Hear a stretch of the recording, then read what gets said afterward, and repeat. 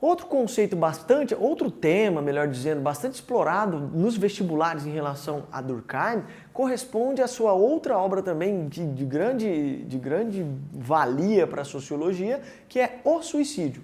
Então, Durkheim estava incomodado, né, em relação ao suicídio que ocorria em seu período e que ganhava grande espaço as explicações de caráter individualista, do tipo da psicologia.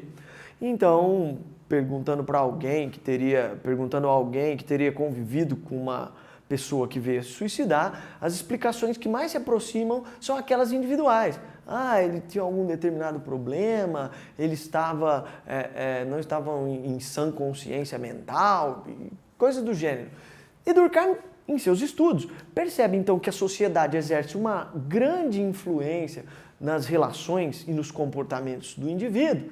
Durkheim então explora e propõe e conclui que o suicídio era um fato social, que o suicídio era algo provocado externo ao indivíduo, era coercitivo, provocado por diversas coerções, diversas pressões, e era generalizado porque não existe sociedade alguma que não teria praticado suicídio em determinada época, em algum momento de sua história.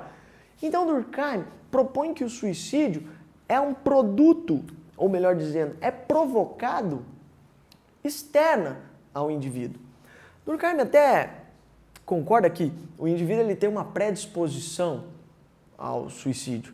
Porém, são os estímulos dados pela sociedade que potencializam esse suicídio ou não. Então, o suicídio seria, para Durkheim, como eu já disse anteriormente, um fato social em que ele categorizou, em que ele classificou estes suicídios em 3 formas. O primeiro é o suicídio do tipo anômico.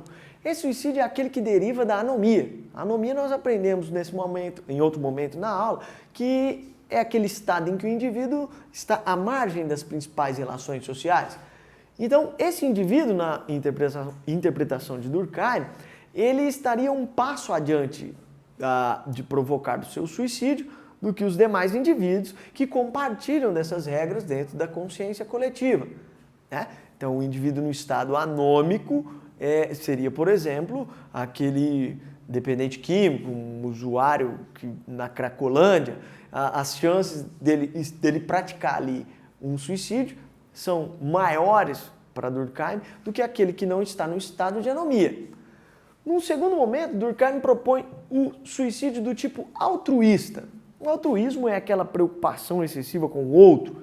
Então, como eu disse que a consciência coletiva ela exerce uma certa influência em nossos comportamentos, nós podemos ilustrar um suicídio altruísta, aquele, por exemplo, praticado pelos samurais, aqueles praticados pelos kamikazes, pelos jihadistas.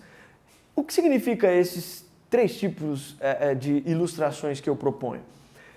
Significa que, em ambos os casos, a consciência coletiva, ou seja, o significado dos valores sociais é tão influente, mas tão influente no comportamento do indivíduo, que ele é capaz até mesmo de dar a sua própria vida em nome de. Então voltemos no primeiro exemplo, o samurai. Quem assistiu o filme lá, O Último Samurai, vê que num dado momento em que o samurai vai ser eliminado pelo seu oponente, ele prefere suicidar pela sua própria lâmina. No caso do jihadista, ele provavelmente ali provoca, ele acredita estar suicidando em nome de algo maior, em nome da moral, da religião da qual ele participa. Então, estes valores sociais têm forte poder sobre suas ações. Peguemos também um outro exemplo, um soldado que vai à guerra pode ser classificado como um suicídio do tipo altruísta. Por quê? Porque ele está indo para a guerra, ele não sabe necessariamente se ele voltará. Porém, existe algo maior em jogo. A relação que tem com sua nação, com seu Estado, ele o leva mesmo até dar a sua própria vida em defesa de algo maior que a sua pátria. Então percebam que em ambos os casos nós temos aqui exemplos de morais que são fortemente aceitas e praticadas por esses sujeitos, por esses indivíduos. Por último, nós temos o suicídio do tipo egoísta. O suicídio do tipo egoísta, ele opõe-se ao altruísta. Como no altruísta a moral é extremamente pesada sobre os ombros do indivíduo, no egoísta é o contrário. O ego do indivíduo é maior do que a própria sociedade, que a própria relação social. Então, num suicídio do tipo egoísta, o indivíduo está dando cabo, tirando a sua própria vida, com a finalidade, principalmente, de livrar-se desse determinado fardo, dessa determinada situação em que ele está colocado. Então, no suicídio egoísta, nós temos, então, uma oposição em relação ao altruísta. Bom, pessoal, assim eu encerro com vocês a nossa segunda aula de Sociologia, em que nós tratamos principalmente dos conceitos de Émile Durkheim. Na próxima aula a gente continua, vamos agora para os nossos exercícios aqui dessa aula 2. Vamos lá. Então vamos para os nossos exercícios da nossa aula de hoje de Sociologia. Então vamos lá, exercício número 1. Um jovem que havia ingressado recentemente na universidade foi convidado para uma festa de recepção de calouros. No convite distribuído pelos veteranos, não havia informação sobre o traje apropriado para a festa. O calouro, imaginando que a festa seria formal, compareceu vestido com um traje social. Ao entrar na festa, em que todos estavam trajados de roupas esportivas, causou estranheza, provocando riso, cochicho, com comentários maldosos, olhares de espanto e de admiração. O calouro não estava vestido de acordo com o grupo e sentiu as represálias sobre o seu comportamento. As regras que regem o comportamento e as maneiras de se conduzir em sociedade podem ser denominadas, segundo Émile Durkheim, como um fato social. Considere as afirmativas abaixo sobre as características do fato social para Émile Durkheim. Afirmativa 1. O fato social é todo fenômeno que ocorre ocasionalmente na sociedade. Então, na afirmativa 1, ocasionalmente invalida esta afirmativa. Por quê? Porque, como nós vimos, a consciência coletiva é previamente estabelecida, anteriormente estabelecida, então não ocasionalmente. Então, portanto, ela não é verdadeira. Vamos para a afirmação 2. 2. O fato social caracteriza por exercer um poder de coerção sobre as consciências individuais. Então, até aí tudo bem. Exerce uma pressão, coercitividade é uma das características do fato social que nós estudamos hoje. Então, portanto, a 2 é verdadeira. Vamos lá. 3. O fato social é exterior ao indivíduo e apresenta-se generalizado na coletividade.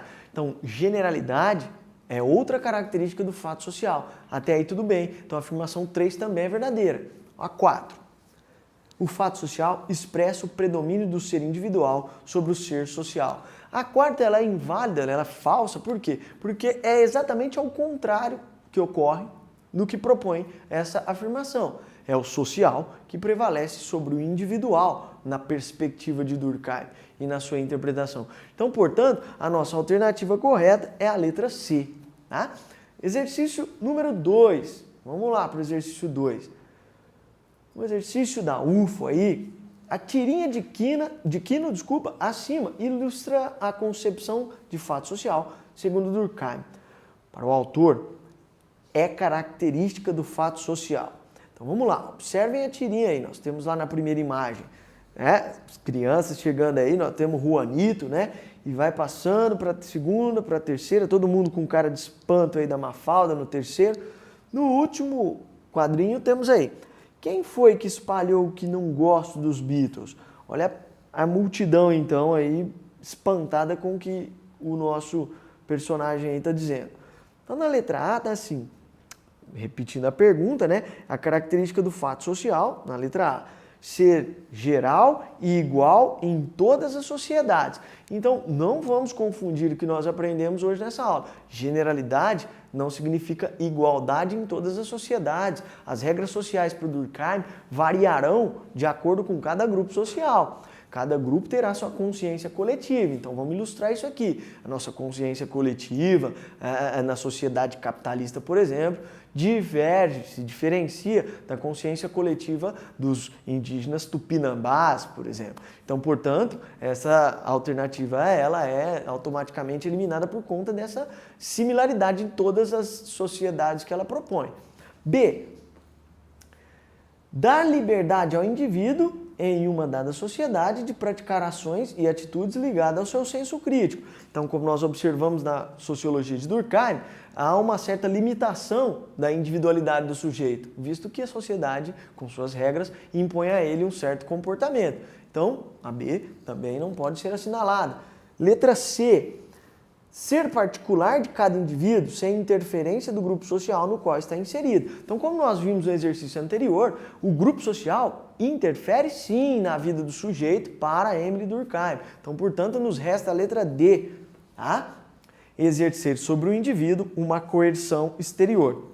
Coercitividade, exterioridade, nós já vimos em outras afirmações, em outros estudos aqui nessa aula de hoje, que é uma das características fundamentais aí do fato social de Durkheim. Então, portanto, a nossa alternativa correta é a letra D. Então, pessoal, por hoje é isso. Nós resolvemos mais esses dois exercícios. Eu vejo vocês na nossa terceira aula de Sociologia. Forte abraço!